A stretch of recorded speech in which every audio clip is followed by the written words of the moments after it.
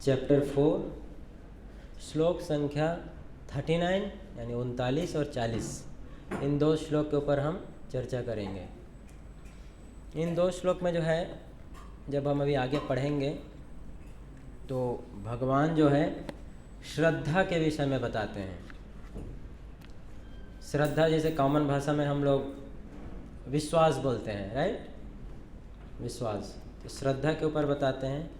श्रद्धा और संशय, संशय यानी कि डाउट, शंका, शंका क्या होता है ना, इसके विषय में बताते हैं कि किसी चीज़ पे हमें किस तरह से श्रद्धा रखना चाहिए, कैसे श्रद्धा हम रख सकते हैं, या फिर संशय रहने से क्या होता है।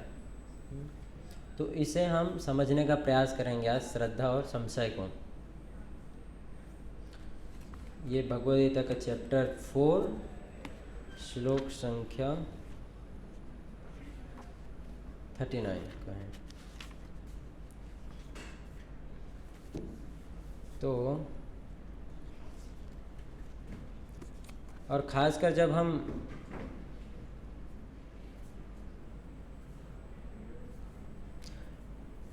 हमने अभी तक इससे पहले श्लोकों में जैसे 38 तक 38 श्लोक तक भगवान जो है दिव्य ज्ञान के बारे में बताते हैं।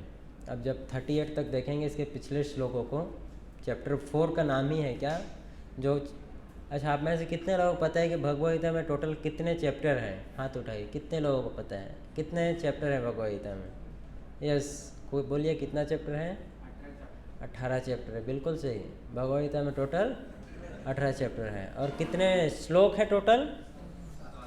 700 श्लोक। यस, 18 चैप्टर और 700 श्लोक। भगवद गीता का जो सबसे पहला श्लोक है, किसको याद है? सबसे पहला श्लोक, यस सुनाइए, आपको याद है? बोलिए।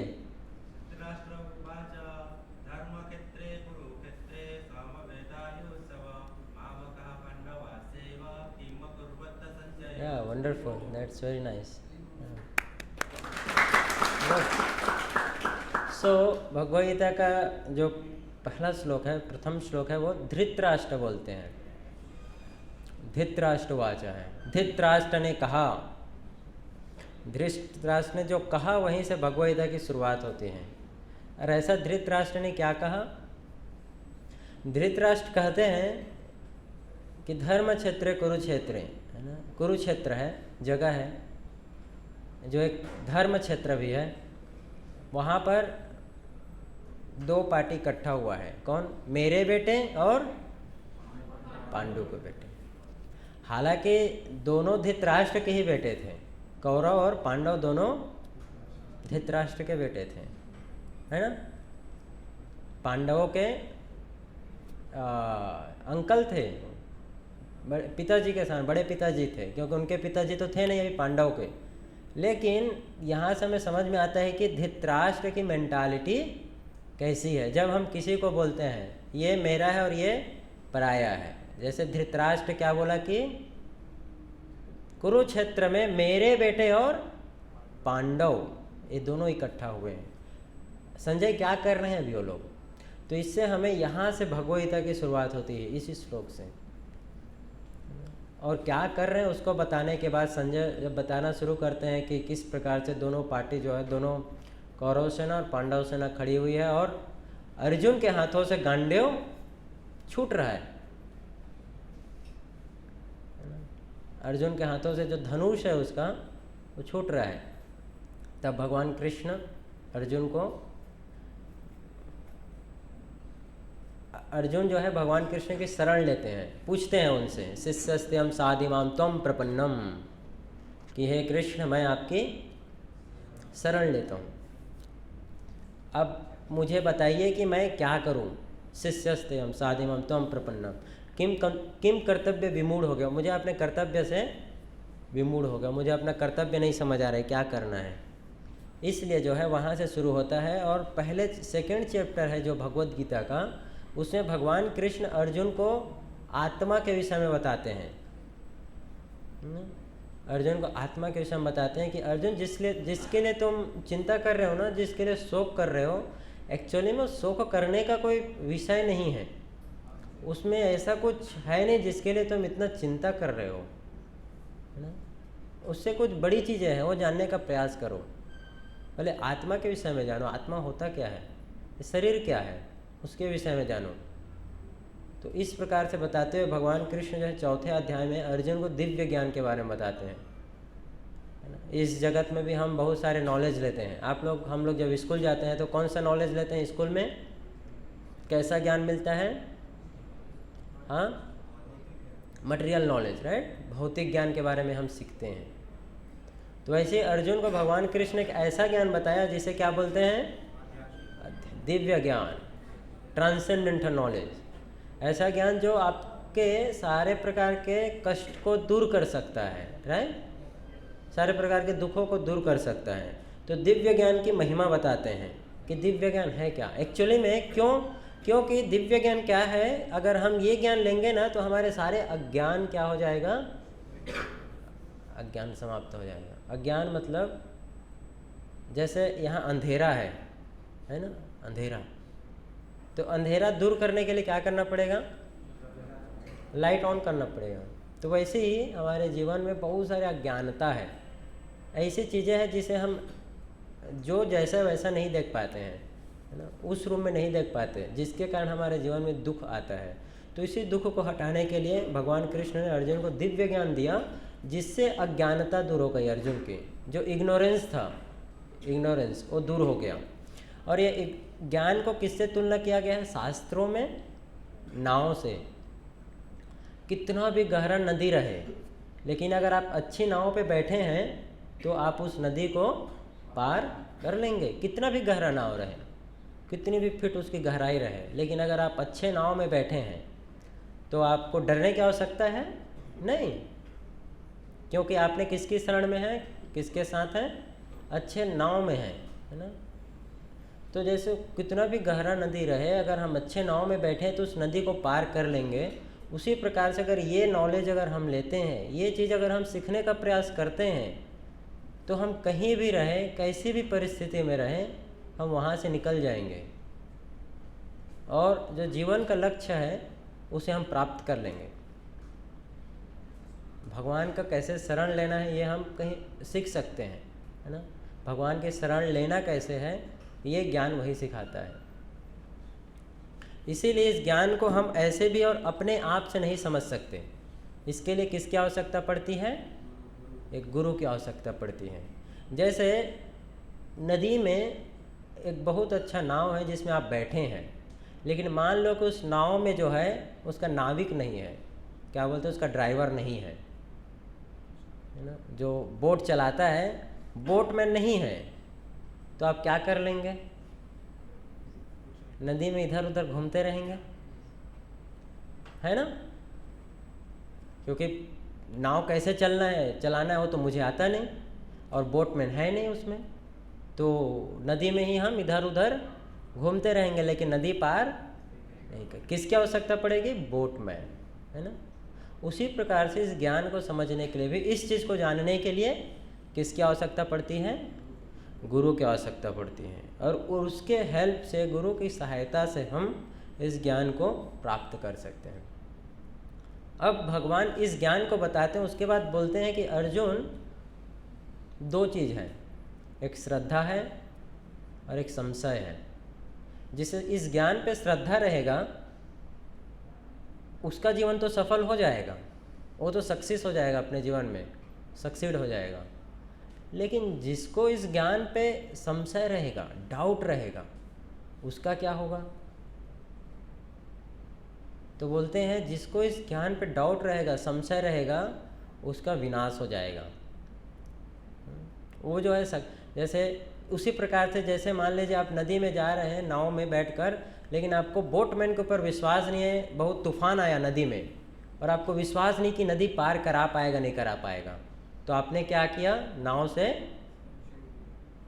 क्या किया? छलांग लगा दिया पानी में। अब कोई उम्मीद है बचने की? संशय है ना, शंका। तो ये अभी हम समझेंगे कि ये अभी तक ये जो है भगवान बता चुके हैं। आज हम जो विषय समझने जा रहे हैं वो है श्रद्धा और संशय। तो श्रद्धा भी हम कैसे रखना है, क्या किसी के ऊपर भी हमें विश्वास कर लेना चाहिए, या फिर बेसिस क्या होना चाहिए विश्वास करने का, श्रद्धा का या संशय का, डाउट कहाँ हमें होना चाहिए, है ना। इसको हम आज समझने जा रहे हैं। दो चीज़ है, एक है अंधविश्वास, है ना। अंधविश्वास किसको बोलेंगे, तो बताएंगे आप में से, अंधविश्वास किसे कह सकते हैं हम?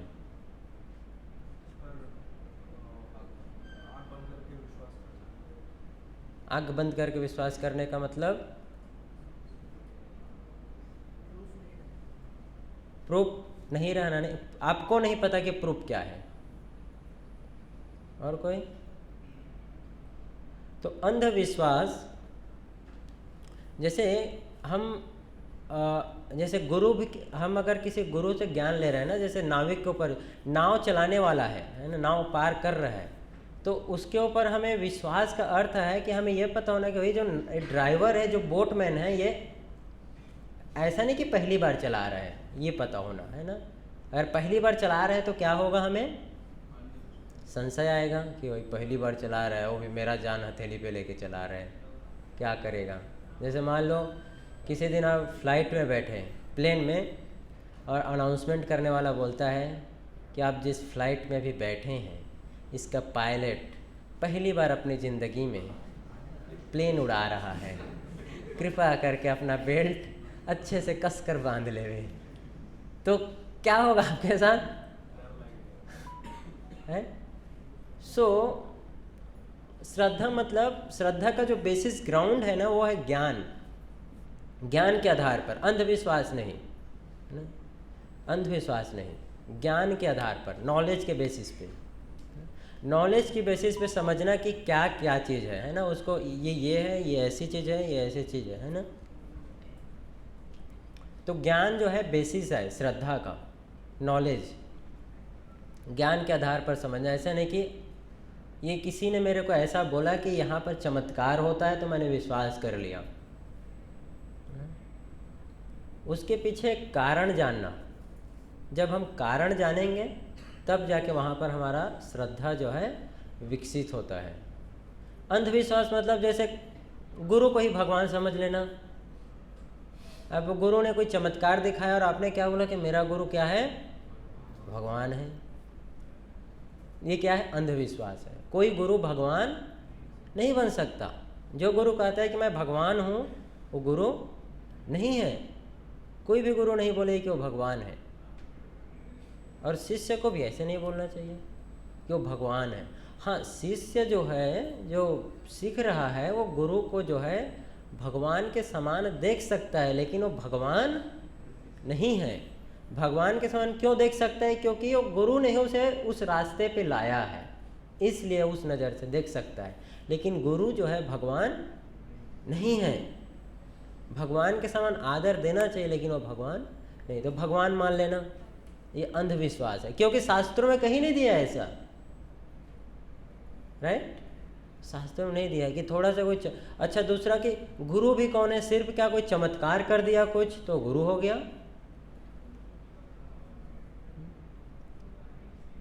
क्या गुरु सिर्फ कुछ ऐसा कोई जो सिर्फ थोड़ा चमत्कार दिखाता है उसको हम गुरु मान लेंगे?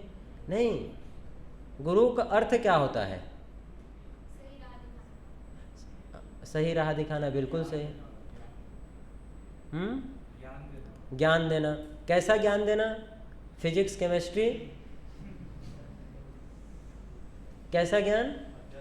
हाँ, ऐसा ज्ञान जो आपको अज्ञानता से निकाले, है ना, जो हमें जन्म मृत्यु के चक्रों से निकाल सके, जन्म मृत्यु के जो कष्ट है उस कष्ट से निकाल सके उसको। गुरु का अर्थ क्या होता है? शास्त्रों में दिया है गुरु का अर्थ, गुरु मतलब भारी, है ना, हैवी।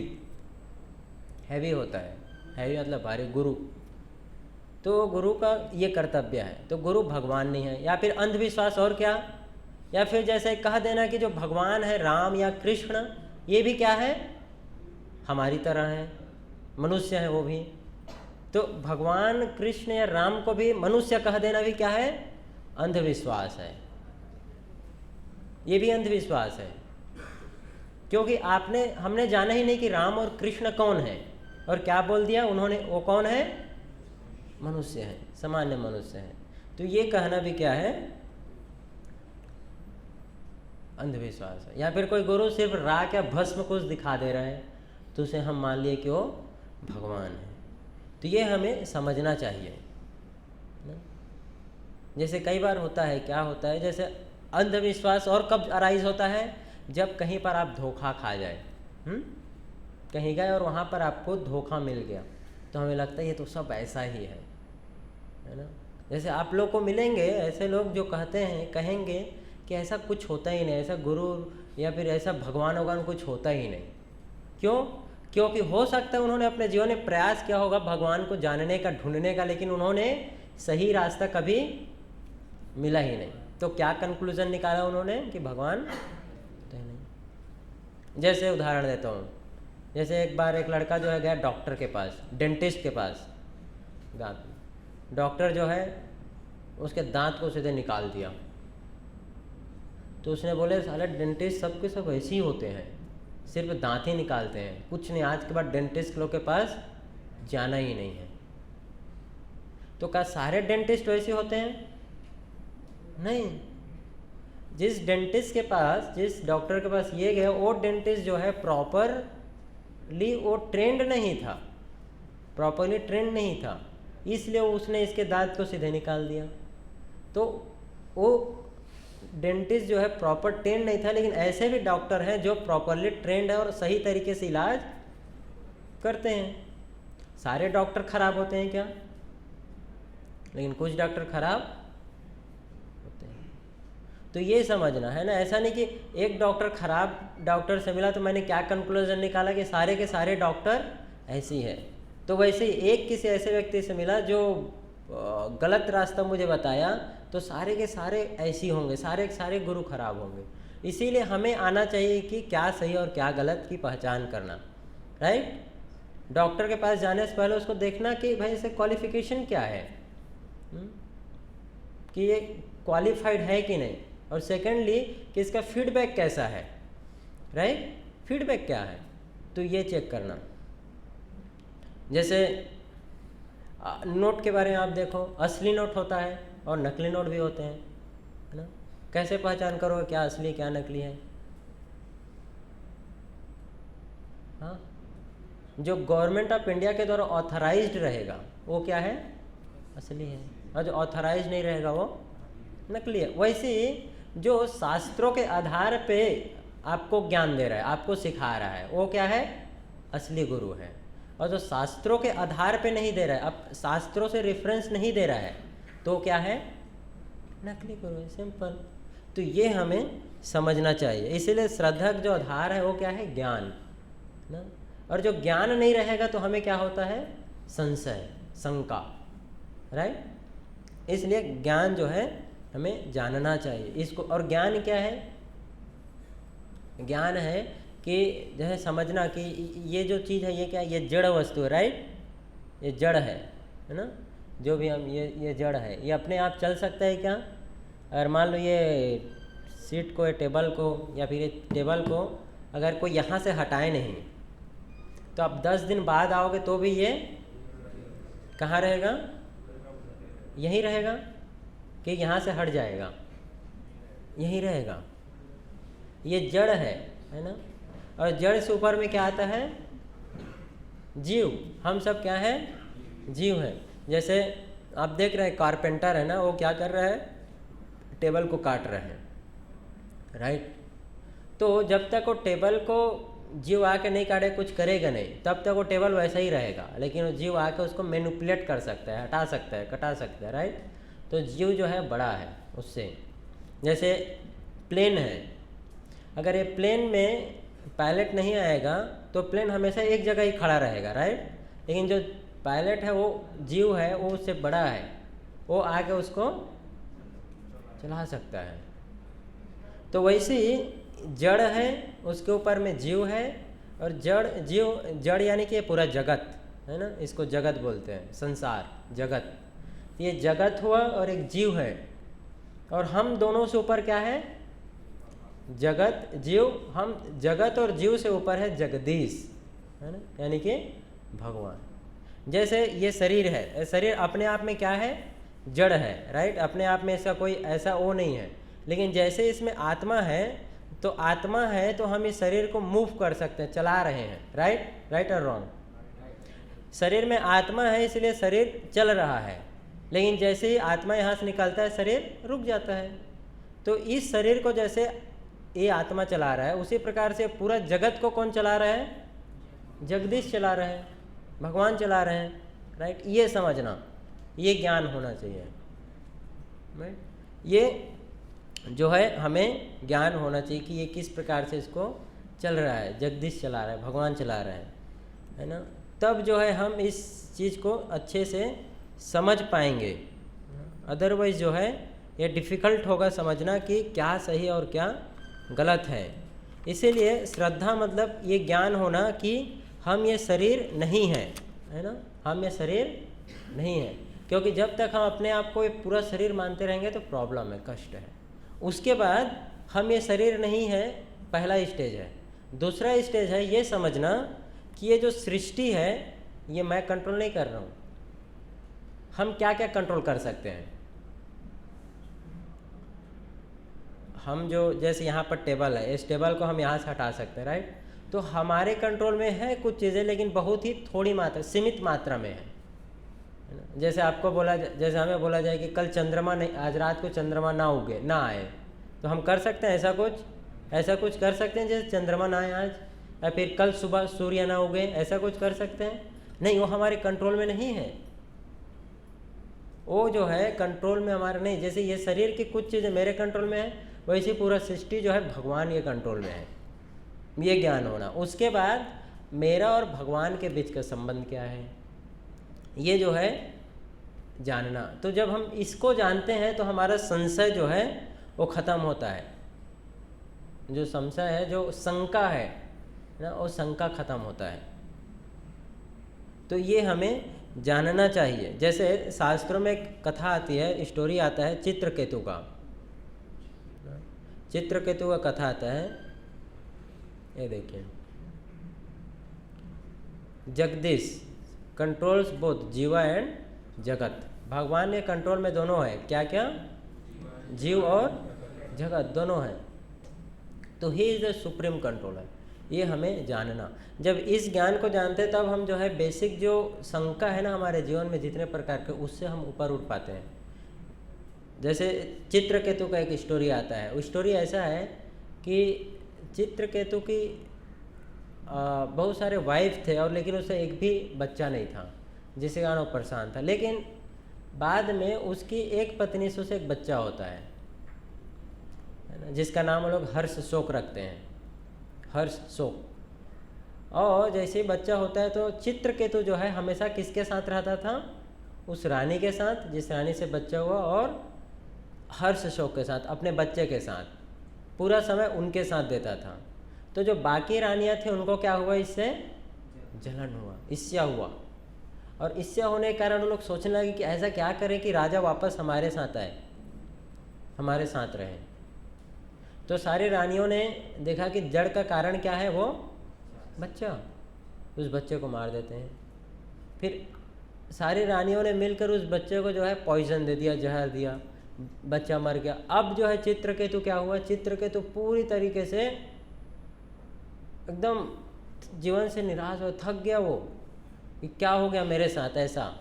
और कभी गिरता था, कभी लेटता था, एकदम अनकॉन्शियस हो जाता था, है ना, क्योंकि एक ऑप्शन तो चला गया ऐसा सोच के। उसी बीच जो है नारद मुनि आते हैं वहाँ पर। नारद मुनि और एक और ऋषि है, वो आते हैं। नारद मुनि आके वहाँ पर बताते हैं कि ऐसा हुआ क्या।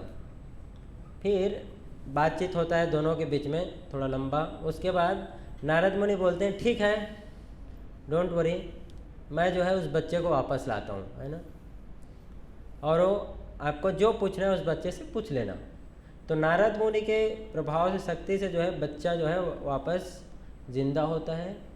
और जिंदा होकर पूछता है, नारद मुनि बोलते हैं कि अरे हर्ष शोक, तुम्हारे पिताजी जो है रो रहे हैं, तुम्हारे पिताजी रो रहे हैं, तुम उसे छोड़ के क्यों चले गए। तो हर्ष शोक बोलता है क्या बोलता है? बोलते हैं कि मैं तो कई कई जन्मों से एक घर से दूसरे घर में जन्म ले रहा हूँ।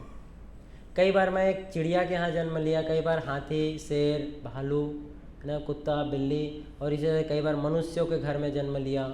तो ये मेरे कौन से वाले पिताजी हैं जो रो रहे हैं?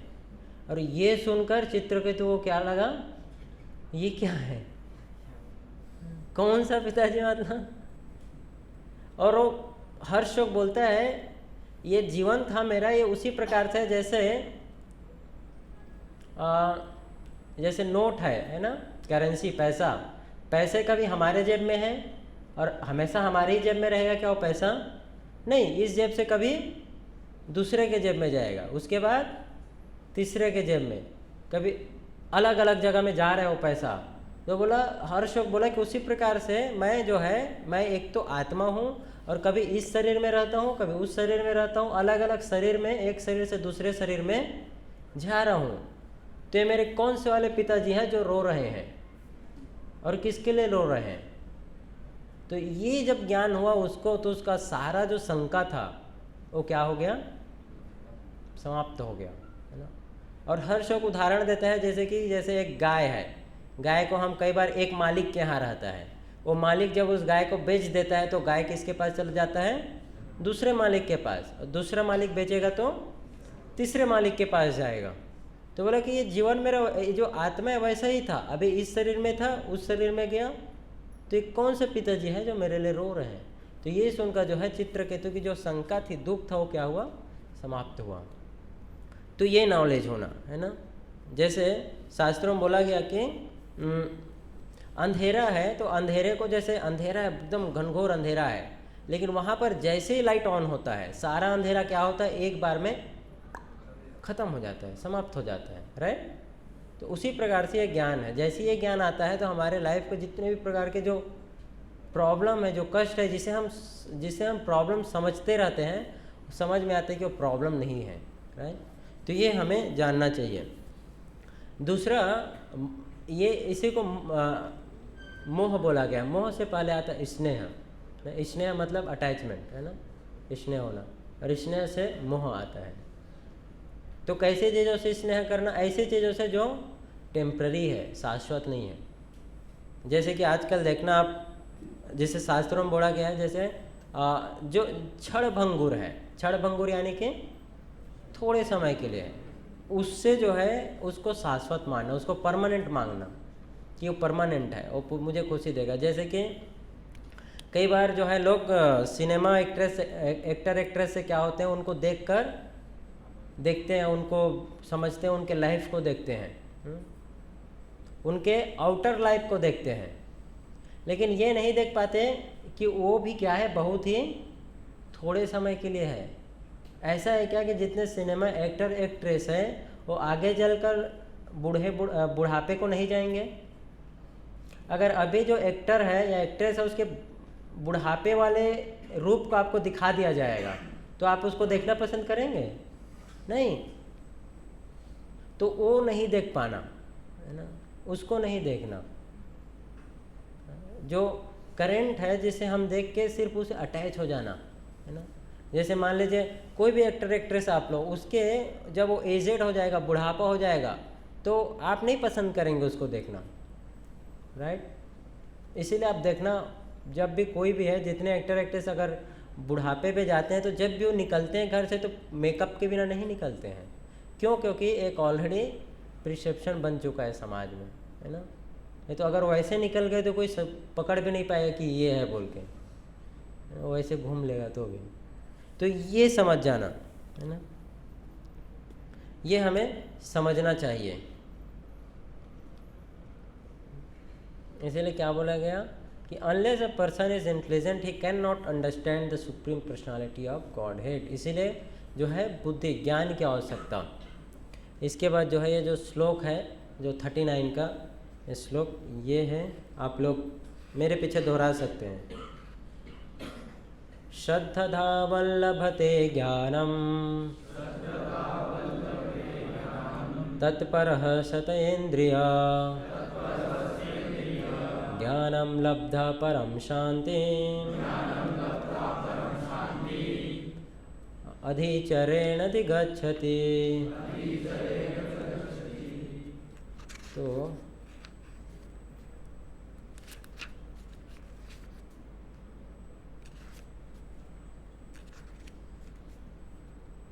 तो इसमें जो है भगवान बोलते हैं श्रद्धावान, जो जिसने श्रद्धा डेवलप किया है, जिसने ज्ञान लिया है ना, जिसके पास ये नॉलेज है ना, जिसके पास ये ज्ञान है, वो क्या करता है, तत्परासत इंद्रिया, वो संयमित रहता है ना, चीज़ों को लेकर के डिस्टर्ब नहीं रहता है। और जब ये ज्ञान उसको मिलता है, ज्ञानम लब्धा, जब ये ज्ञान मिलता है तो क्या होता है, परम शांति। परम शांति मतलब उसको शांति मिलती है। उसको जो है अभी जैसे हमने कई बार हम सुने ना, कई बार हम सोचते हैं कि एक्चुअली इस संसार में तो हमने आज तक वो शांति क्या होता है हमें पता ही नहीं, क्योंकि संसार में ऐसी शांति है ही नहीं। परम शांति का मीनिंग होता है कि ऐसा एवर इंक्रीजिंग हैप्पीनेस, ऐसा आनंद जो हमेशा बढ़ते रहता है। तो ऐसा ही संसार में क्या चीज़ है जिसे पाने के बाद हमारा आनंद हमेशा बढ़ता है? कुछ नहीं है ऐसा। इस संसार में हम जैसे इस संसार में हमें कुछ पाने की इच्छा भी है, तो जब तक हमें नहीं मिला होता है तब तक हम क्या करते हैं, उसके लिए प्रयास करते हैं और प्रयास करते हैं, और उस प्रयास में हम सोचते हैं कि वो मिलेगा तो क्या होगा, हमें खुशी होगी, आनंद मिलेगा, शांति मिलेगा। लेकिन जैसे ही वो चीज़ मिलता है, वो गोल हमें मिलता है, क्या होता है, थोड़े समय के लिए आनंद रहता है और थोड़े समय के बाद फिर वापस क्या होता है, नया चीज़ पाने की इच्छा हो जाती है। राइट? आप देखो अभी तक हमने कुछ भी पाने की इच्छा किया रहा होगा, उसके लिए हमने बहुत प्रयास किया, लेकिन उसके बाद जब वो चीज़ मिल गया तो क्या हम संतुष्ट हो गए?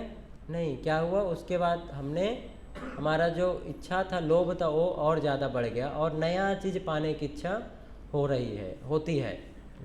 इसको तृष्णा बोलते हैं संस्कृत में, तृष्णा, वो और बढ़ जाता है।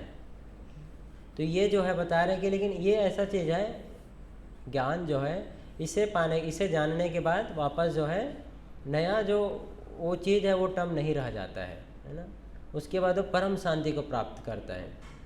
इसीलिए जो है इस चीज़ में उसको श्रद्धा विकसित करने के लिए बोला गया। भगवान बोलते हैं जो श्रद्धालु दिव्य ज्ञान में समर्पित है, जिसने इंद्रियों को वश में कर लिया है, इंद्रियों को यानी कि अपने मन को कंट्रोल में है, मन है ना, माइंड जो है बहुत ज़्यादा उसको मन कंट्रोल में है। मतलब ऐसा नहीं कि इच्छाएं नहीं है उसके में, इच्छाएं बहुत है, लेकिन उस इच्छाओं को कब और कहाँ लगाना है ये उसको पता है। जैसे दूसरा जो चैप्टर है भगवद गीता का, उसे भगवान एक उदाहरण देते हैं, किसका? कछुए का, टॉर्टोइस का। क्या उदाहरण देते हैं? जैसे कछुआ है, कछुआ आराम से स्वच्छंद चलता रहता है, लेकिन जैसे ही कुछ प्रॉब्लम आता है क्या करता है वो कछुआ? अपने सारे अंग को, बॉडी पार्ट्स को वापस समेट लेता है। राइट? और जब वापस देखता है कि फिर से कोई खतरा नहीं है तो अपने बॉडी पार्ट्स को वापस निकाल लेता है। उससे कंपेयर करें कि जो संयमित है, संयमित यानी कि जो इस ज्ञान को जिसको मिल गया है उसकी इंद्रियां संयमित रहती है, उसे पता है कि कब और कहाँ उसको जाना है, कहाँ पर उसके दिमाग को दौड़ाना है, ये जो है बताते हैं। और वो जो है इस ज्ञान को प्राप्त करने का अधिकारी है, और इसे प्राप्त करती वह तुरंत आध्यात्मिक शांति को प्राप्त होता है। तो चैतन्य चरितामृत करके ग्रंथ है, उसमें श्रद्धा शब्द का ना डेफिनेशन दिया हुआ है कि श्रद्धा होता क्या है, विश्वास क्या होता है। जो विश्वास से ऊपर है श्रद्धा, उसका डेफिनेशन है जो चैतन्य चरितामृत में दिया हुआ है। श्रद्धा शब्द विश्वास कहे सुदृढ़ निश्चय कृष्ण भक्ति कैले सर्व कर्म कृत है। कि श्रद्धा शब्द विश्वास के लिए, यानी कि जो श्रद्धा है कैसे पता चलेगा, जिसको है उसको भगवान के ऊपर दृढ़ विश्वास है। क्या विश्वास है? कि कृष्ण भक्ति कैले सर्व कर्म कृत होए। अगर मैं भगवान के शरण में रहूँगा तो जितने भी चीज़ है ऑटोमेटिक वो हो जाएगा, है ना। सर्व कर्म कृत होए, सारे कर्म जो है ऑटोमेटिक होएगा, है ना। बहुत उसमें जो है भगवान के ऊपर उसको पूरी तरीके से विश्वास रहेगा। तो इसी चैप्टर में जो इसको जब प्रभुपाद जी ने जो परपट लिखा है, इस परपट में बताया गया है कि उस श्रद्धा को, उस विश्वास को हम कैसे डेवलप कर सकते हैं। जेन्युइन जो श्रद्धा है भगवान के ऊपर, उसे डेवलप करने के क्या करना चाहिए। तो क्या तरीका है, सबसे पहले तो हमें अपने आप को भगवान की सेवा में लगाना चाहिए, राइट।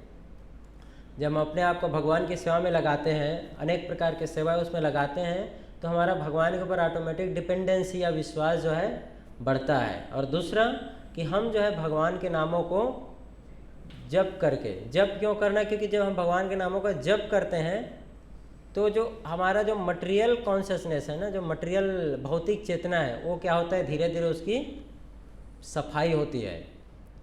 जैसे रूम बहुत गंदा है, तो एक तो वह रूम गंदा है तो सबसे पहला हम क्या करेंगे, सफाई करना शुरू करेंगे। तो उसी प्रकार से हमने कई कई जन्मों से हमारा जो मन है वो क्या है, अभी गंदा है। कई कई जन्मों से कितने प्रकार के थॉट, ये सब चीज़ें गंदगी भरी हुई है, काम क्रोध लोभ मोह मद मत्सर्य। तो सबसे पहले इसको निकालना पड़ेगा, राइट।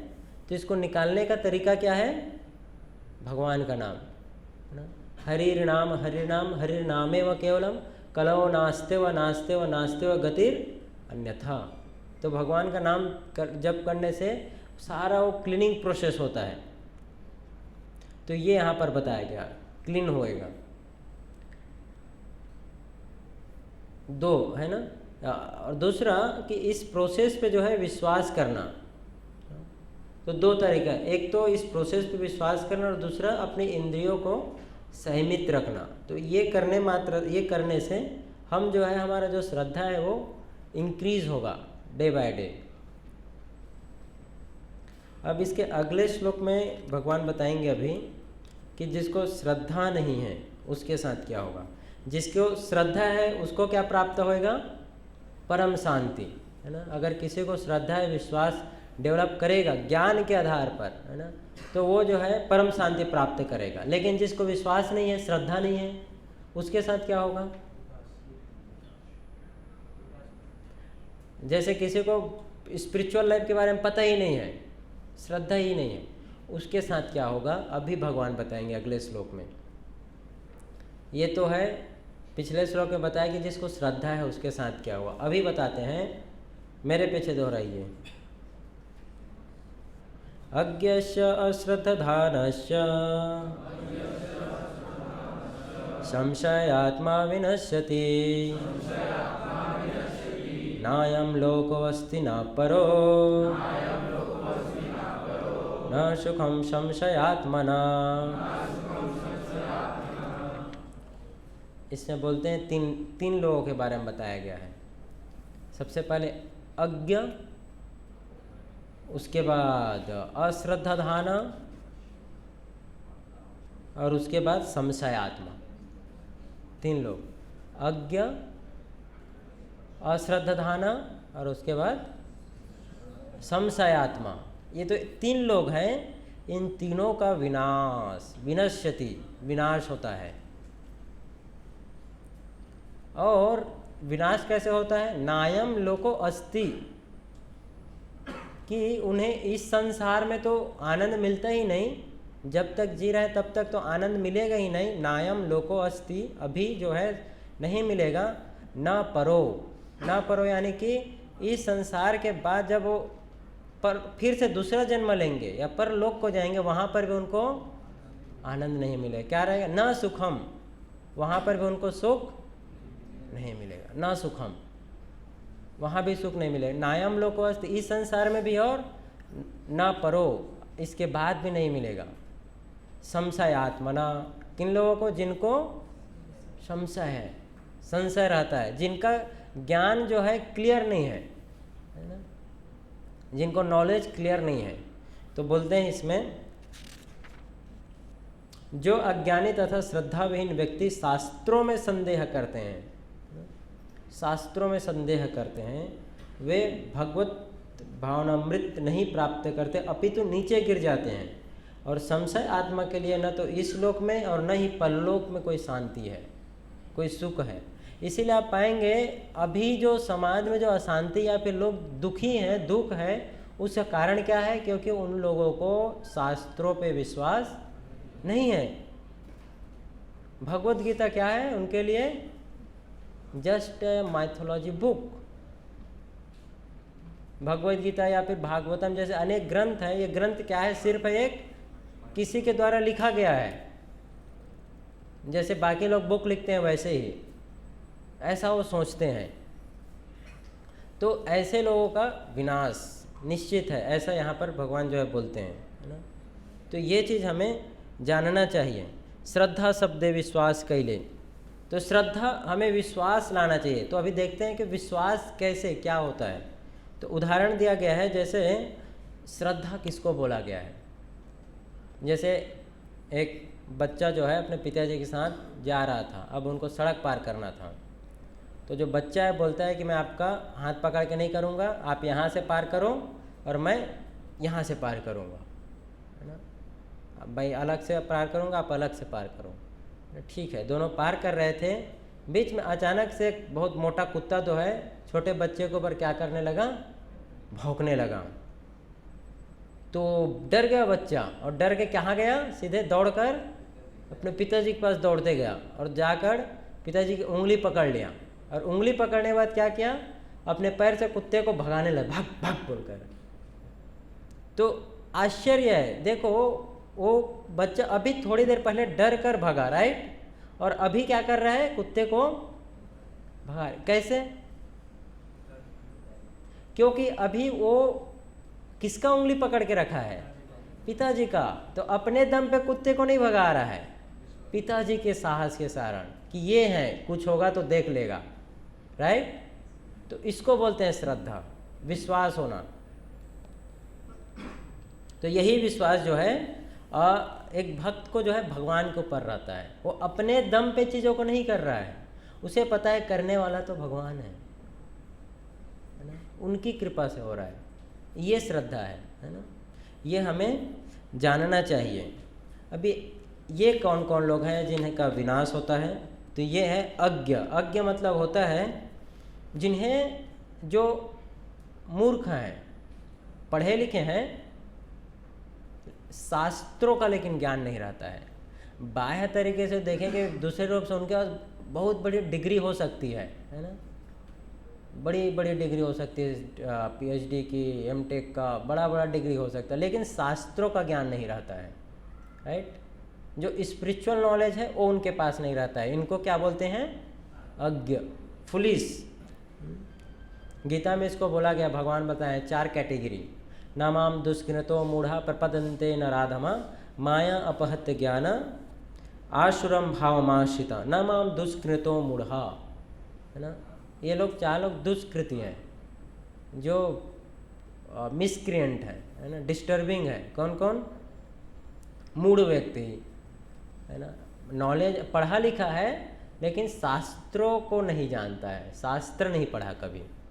भौतिक ज्ञान बहुत है लेकिन शास्त्रों के बारे में ज्ञान नहीं है, इसको अज्ञ बोला गया, है ना। वैसे ही जो है नराधमा, जो लोवेस्ट ऑफ द मैनकाइंड, नरों में अधम। कैसे अधम? वो जो है रहते तो भौतिक तरीके से अच्छे हैं लेकिन शास्त्रों का ज्ञान नहीं रहता है। तो इन लोगों को कैटेगरी दिया गया है। उसके बाद बोला गया, भगवान बोलते हैं दूसरा कैटेगरी, दूसरे को अज्ञ के बाद संशय आत्मा, है ना। अज्ञ के बाद क्या है? अश्रद्धाधानस्य, श्रद्धाविहीन। अश्रद्धाधानस्य यानी कि जो शास्त्र पढ़े हैं लेकिन शास्त्रों पे श्रद्धा नहीं है। आपको ऐसे भी लोग मिलेंगे जो पढ़े हैं, गीता पढ़ते हैं, भागवत पढ़े हैं, पढ़ते हैं, लेकिन उनको उस पर विश्वास नहीं है ना। और कई बार आपको श्लोक भी बोल के दिखा देंगे, क्या कर्मण्येवाधिकारस्ते, पढ़ा है गीता तुमने? लिखा है ना कृष्ण ने, कर्मण्येवाधिकारस्ते, कर्म करो फल की चिंता, ऐसा पढ़ा है उन्होंने। तो श्लोक भी बोलेंगे लेकिन जो भगवान ने जो बोला है उसे पालन नहीं करते हैं। संशय, अश्रद्धाधानस्य, श्रद्धा नहीं है ना, उसको जीवन पे नहीं उतारते हैं। जैसे एक उदाहरण आपको देते हैं, प्रभुपाद जी जो इस्कॉन के फाउंडर हैं, उन्होंने इस्कॉन बनाया। तो प्रभुपाद जी एक समय उनको एक प्रोग्राम में बुलाया गया था, बुलाए थे कुछ लोगों ने, और प्रोग्राम का नाम था गीता समिति, है ना, गीता समिति था, एक लोगों का ग्रुप रहा होगा, वहाँ पर प्रभुपाद जी को बुलाए। तो प्रभुपाद जी गए स्टेज में, तो देखिए कि गीता समिति लिखा हुआ है, लेकिन वहाँ कृष्ण और अर्जुन का फोटो ही नहीं है। नाम क्या लिखा है? गीता समिति।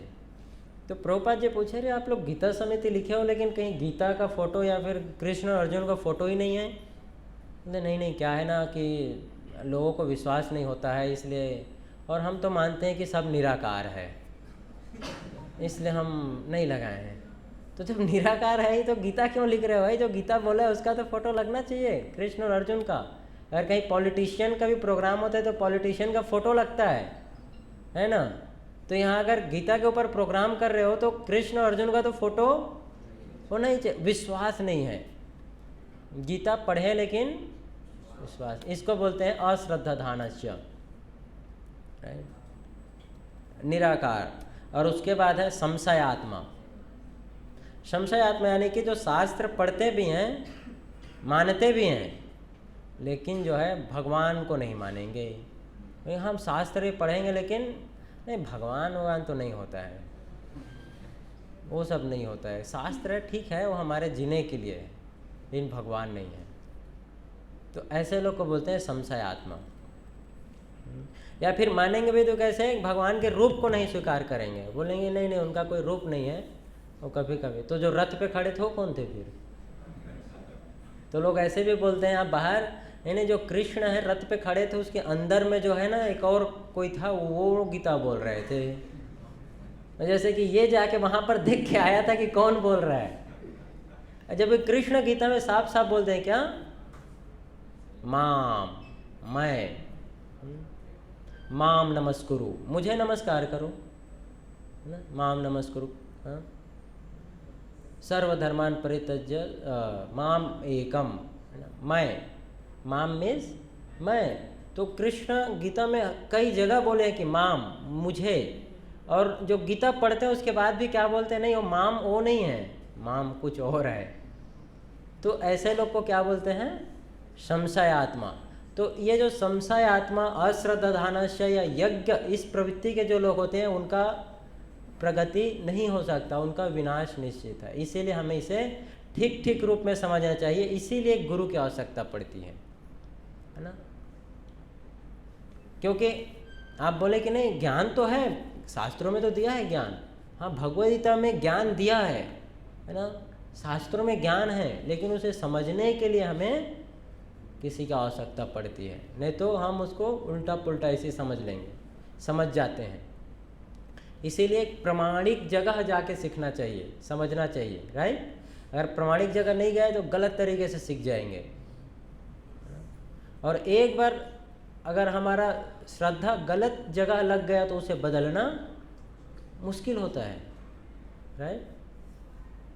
आपको एक एग्जांपल, क्रूड एग्जांपल है, ऐसा एग्जांपल वो है, लेकिन तो भी जैसे कोई आतंकवादी है, तो आतंकवादी को अपने बॉस के ऊपर इतना विश्वास रहता है कि आप उसको कितना भी समझाओ कि वो गलत है, टेररिज्म गलत है, वो नहीं समझेगा, है ना। इसीलिए कहीं विश्वास करने से पहले, श्रद्धा विकसित करने से पहले हमें उसको चेक करना चाहिए कि वो सही है कि गलत है ना। ये हमें जानना चाहिए। जैसे अभी मैं आपको एक स्टोरी सुनाता हूँ, उसके बाद हम इसको यहीं पर रोकेंगे, है ना। छोटी सी स्टोरी। एक बार नारद मुनि जो है भ्रमण कर रहे थे, है ना, पृथ्वी लोक पे, ऐसे विष्णु लोक से आए, वैकुंठ से नीचे आए और घूम रहे थे ऐसे ही। तो एक जगह एक ब्राह्मण था, नारद मुनि को देखा, बोला ओ नारद मुनि इधर आइए आइए बैठिए, कहाँ घूम रहे हैं आजकल। तो नारद ने बताया नहीं घूम रहा हूँ, वैकुंठ लोक से ही भ्रमण में लगा हूँ, घूम रहा हूँ। नारद मुनि आप जानते हैं आप भी बड़े हैं, लेकिन मैं भी, मेरे भी 1000-1500 तो शिष्य हैं ही, मैं भी चारों वेद को पढ़ा हूँ और श्लोक भी सुना सकता हूँ आपको अभी। अच्छा नारद मुनि, जब आप जाओ वैकुंठ इस बार, तो विष्णु से पूछो कि मैं कब आ रहा हूँ वैकुंठ, है ना, पूछे कि मैं कब आ रहा हूँ वैकुंठ। नारद मुनि ठीक है, पूछते हैं, पूछ के बताता हूँ, हाँ अगली बार आइए आप, है ना, आइए। ऐसा बोल के नारद मुनि जा रहे थे। फिर आगे जा रहे थे तो रास्ते में एक मोची था, कॉबलर, है ना, जो जूता सिलाई करता है। तो उसने नारद मुनि को देखा तो बहुत प्रणाम किया। बोले नारद मुनि बैठिए, आप कैसे हैं, कुछ सेवा है तो बताइए, कुछ सेवा करूँगा। और नारद मुनि को प्रणाम किया और बोले कि नारद मुनि आप इतने बड़े साधु हैं, मेरे ऊपर भी कृपा करिए और कुछ बताइए भगवान के बारे में। तो बोले कि नारद मुनि बताए। फिर बोले कि अगली बार जाएं तो पूछिए कि मैं कब इस मोची का जो जीवन है, इस छोटे निम्न जीवन जी रहा हूँ, कितने जन्मों तक मैं इसी प्रकार से जीता रहूँगा, कभी मुझे भगवान की भक्ति मिलेगी, कब उनके धाम को आऊँगा, ऐसा भगवान से पूछिए थोड़ा, और बताइए कि कब मेरा उद्धार होगा। तो नारद मुनि बोलते हैं अच्छा ठीक है, और इन दोनों से मिलते हुए फिर चले जाते हैं, वैकुंठ लोग जाते हैं। तो भगवान विष्णु से पूछते हैं कि भगवान ऐसा ऐसा हुआ, आज पृथ्वी लोक पे गया था तो समाचार है ये, तो ब्राह्मण कब आने वाला है। तो भगवान विष्णु बोलते हैं नहीं, ब्राह्मण को तो अभी करोड़ों वर्ष लगेगा, करोड़ों जन्म लगेगा आने के लिए। बोले ऐसा नहीं, वो तो मुझे बताया उसके हजारों चेले हैं, हजारों शिष्य है और वेद भी पढ़ा है, सब पढ़ा है, कैसे ऐसे बोले। नहीं, वो उसको करोड़ जन्म भी लगेगा। जब वो, बस आप इतना करो कि जब वो पूछेगा कि मैं क्या कर रहा था, आपसे पूछेगा कि विष्णु अभी क्या कर रहा था, तो आप बोलना कि विष्णु जो है अभी एक छोटी सी सुई से एक बहुत बड़ा हाथी घुसा रहे थे। नहीं, छोटी सी सुई के होल से एक बहुत बड़ा हाथी को क्या कर रहे थे, पार कर रहे थे। ठीक है, अच्छा भूल गया, वो मोची था, मोची भी मिला था, वो भी पूछा कि वो कब आ रहा है। वो तो बस अगले जन्म में आ रहा है, ये शरीर जैसे छूटेगा वो मेरे धाम को आ रहा है। अच्छा, अरे हाँ, अब जाके यही बताओ दोनों को। तो नारद मुनि आए तो ब्राह्मण बैठा था अपने चले चपाटी के साथ। फिर से बोले आइए नारद मुनि, आइए सुनाइए, समाचार सुनाइए, अच्छा खबर सुनाइए आप, कब जा रहा हूँ मैं। चाहे नारद मुनि थोड़े धीरे बोले ताकि बाकी लोग को सुनाई ना दें। वो क्या है, भगवान विष्णु जी बोले कि आपको अभी तो करोड़ों जन्म लगेगा। बोले क्या बकवास कर रहे हैं आप, नहीं हो ही नहीं सकता, आप गए ही नहीं थे उधर, वैकुंठ आप गए ही नहीं हो, मजाक कर रहे हो। अच्छा गए थे, बोलिए क्या कर रहे थे भगवान विष्णु अभी।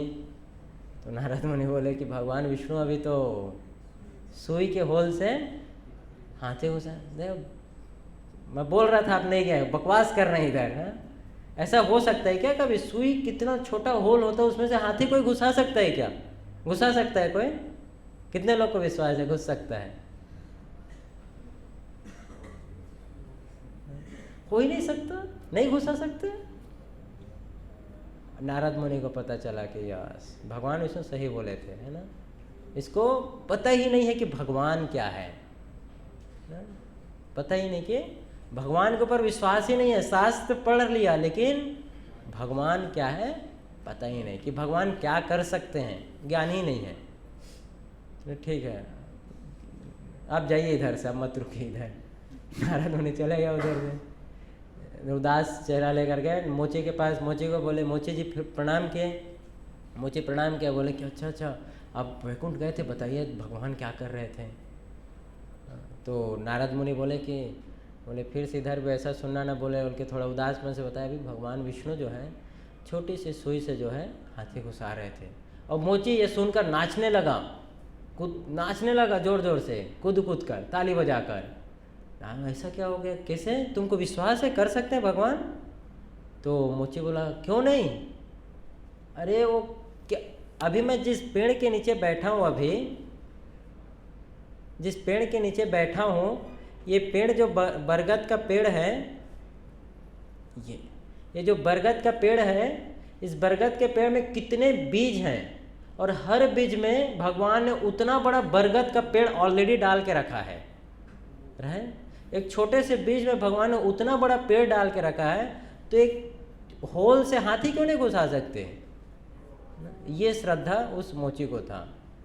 तो नारद मुनि बोले कि सही बात है, आप अगली बार अगले जन्म में वैकुंठ जा रहे हैं। इसे क्या बोलते हैं, ज्ञान, श्रद्धा है ना, भगवान क्या कर सकते हैं, है ना?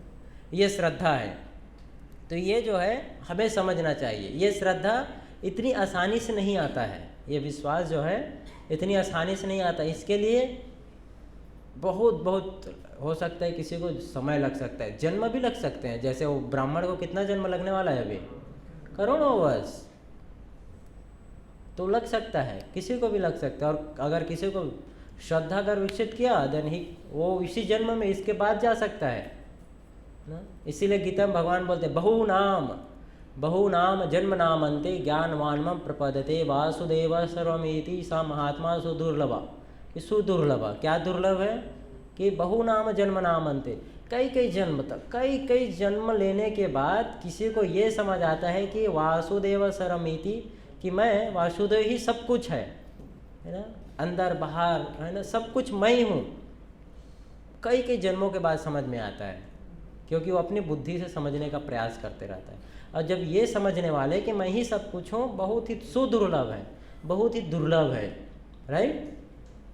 तो ये जो है शास्त्रों में आता है, बहुत दुर्लभ है इसे समझना। इसलिए हमें जो है ये समझने का प्रयास करना चाहिए, जानने का प्रयास करना चाहिए कि श्रद्धा क्या है ना। तब जाके जो है हम अपना जीवन सफल कर सकते हैं।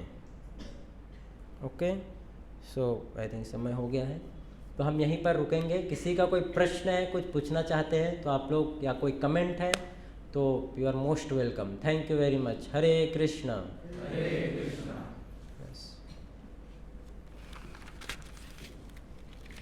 किसी का कोई प्रश्न है, अन्यथा हम कीर्तन करेंगे।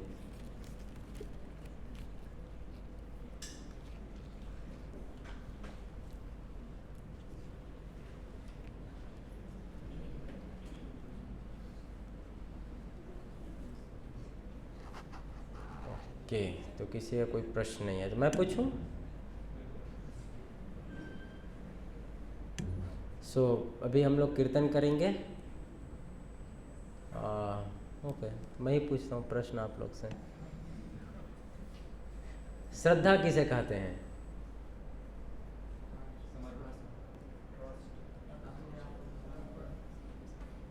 हाँ,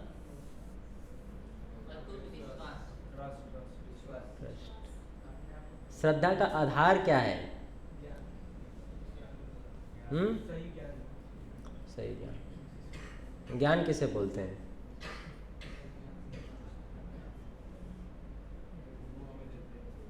क्या देते हैं गुरु? हाँ, वो क्या है? यस, बोलिए। आध्यात्मिक ज्ञान। वही आध्यात्मिक ज्ञान क्या है?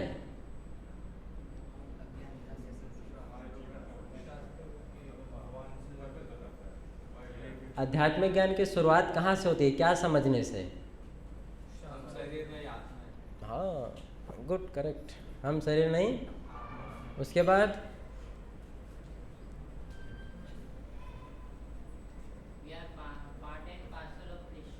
Yes, then next step is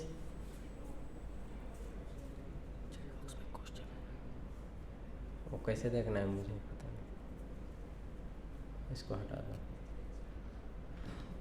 so मैं आपको एक फार्मूला देता हूँ। क्या वो कट हो गया क्या? सो 4 चीज़ आध्यात्मिक ज्ञान में 4 चीज़ हमें समझना चाहिए। क्या कि हम शरीर नहीं, तो इसको फार्मूला के रूप में हम बोल सकते हैं, this body is not all in all, soul exist, right. This body is not all in all, soul exist. उसके बाद अगला स्टेप है कि ये समझना कि हम तो अपने शरीर को कंट्रोल कर रहे हैं ना थोड़ा सा, लेकिन इस सृष्टि को कौन कंट्रोल कर रहा है?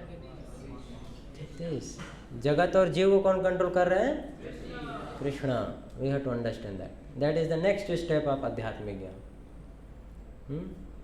ओके, यहाँ एक प्रश्न है शायद, अल्टीमेट गोल क्या है, कृष्ण प्रेम प्राप्त करना या भगवत धाम प्राप्त करना? बोथ आर सेम थिंग, दोनों एक ही है। भगवान का प्रेम प्राप्त करना या फिर भगवान के धाम जाना एक ही है। अगर कोई भगवान के धाम तभी जा पाएगा जब उसे कृष्ण प्रेम मिलेगा, उसके बिना नहीं जा सकते। Okay, so thank you. Yes,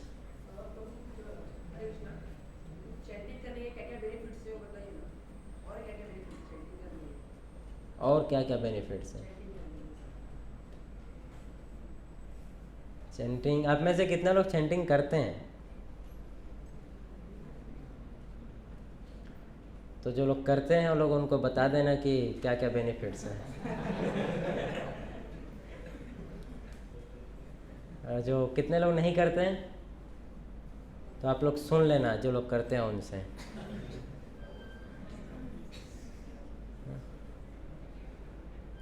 chanting chanting करने से हमारा जो हार्ट है वो कंटामिनेटेड स्टेज है ना, वो क्लियर होता है ना, सफाई होता है। और शिक्षाष्टकम में चैतन्य महाप्रभु ने पहले श्लोक में बताया है कि चैंटिंग करने के क्या क्या बेनिफिट्स हैं। तो उसको जानो, उसको पढ़ो, है ना, उसको जानो। उसमें 8 चीज़ें हैं, 8 बेनिफिट्स हैं चैंटिंग के, 8 बेनिफिट्स। ठीक है, okay. So now will have कीर्तन। अभी हाँ, अभी कीर्तन करते हैं। प्रश्न पूछो आप। ओके, हाँ, ड्रामा, अभी ड्रामा है आप सबके लिए।